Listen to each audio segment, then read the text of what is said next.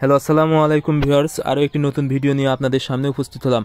আজকের ভিডিওতে মূলত আমি আলোচনা করব মিশরীয় ফার্মি মুরগির জিরো বাচ্চা অর্থাৎ একদিনের বাচ্চা কি আপনারা চিকিৎসা করবেন এবং বাচ্চা যেন পরবর্তীতে সুস্থ থাকে এবং বাচ্চা যেন একটু মারা না যায়, সেক্ষেত্রে আপনাদের কি করণীয়। আপনারা যখন জিরো বাচ্চা সংগ্রহ করবেন, সর্বপ্রথম আপনাদের যে কাজটি হবে সেটা হলো একটি আদর্শ ব্রুডিং তৈরি করতে হবে। এখন আদর্শ ব্রুডিং আপনারা কিভাবে তৈরি করবেন, সেক্ষেত্রে আপনাদের মুরগির সংখ্যা অনুযায়ী একটি ভালো চিপগার্ড দিয়ে অর্থাৎ তালায়ের মতো সিস্টেম করে ঘিরে দিতে হবে সুন্দর করে, যেন মুরগির বাচ্চা কোনোভাবে বাইরে যেতে না পারে। এবং এর উপরে আপনাদেরকে অবশ্যই ধানের তুষ ব্যবহার করতে হবে এবং ধানের তুষ ব্যবহার করে এর উপরে গ্যাজেট পেপার দিবেন। দেওয়ার পরে প্রথম অবস্থায় আপনারা খাবার হালকা করে ছিটিয়ে দিবেন গ্যাজেট পেপারের উপরে, তাহলে বাচ্চা কিন্তু সহজে খেতে পারবে এবং পানিও আপনারা ব্যবহার করবেন। এরপরে যে বিষয়টা সেটা হলো আপনাদের বাচ্চাকে সুস্থ রাখতে যেটা সবচেয়ে গুরুত্বপূর্ণ সেটা হলো তাপ।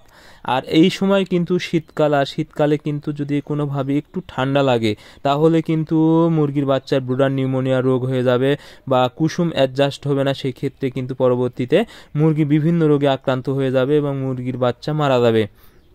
এই জন্য অবশ্যই আপনারা সঠিক পরিমাণ তাপমাত্রা ব্যবহার করবেন এবং তাপমাত্রা ব্যবহার করতে এখন কিন্তু বিভিন্ন বিষয় আপনাদেরকে লক্ষ্য রাখতে হবে। সেটা হলো দেখবেন বাচ্চা সুন্দরভাবে এভাবে চলাফেরা করতে পারতেছে কিনা। যখনই দেখবেন তাপমাত্রা কম, সেক্ষেত্রে কিন্তু বাচ্চা এক জায়গায় জড়ো হবে এবং চাপা লেগেও মারা যাবে। এরপরে আসি ওষুধ। আপনারা ব্রুডার নিউমোনিয়া রোগ থেকে রক্ষা করতে অবশ্যই প্রাথমিকভাবে কিছু ওষুধ আপনাদেরকে কিন্তু ব্যবহার করতে হবে। আপনারা ওষুধ হিসেবে সর্বপ্রথম বাচ্চাকে দিবেন লাইসোভিট অথবা এআইবি। এটি ইমিউনিটি বুস্টার হিসেবে কাজ করবে।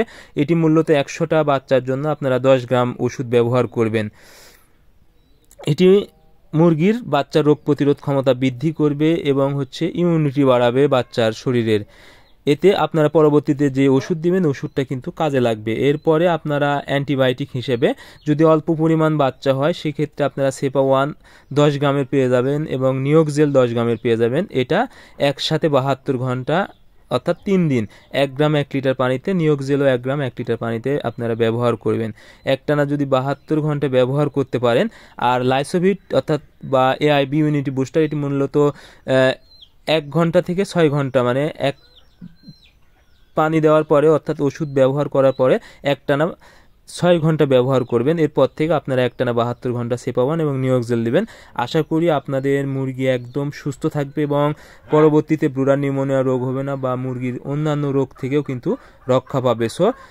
একদিনের বাচ্চাকে সুস্থ রাখতে অবশ্যই এই বিষয়গুলো লক্ষ্য রাখবেন। আজকের ভিডিও পর্যন্তই। ধন্যবাদ।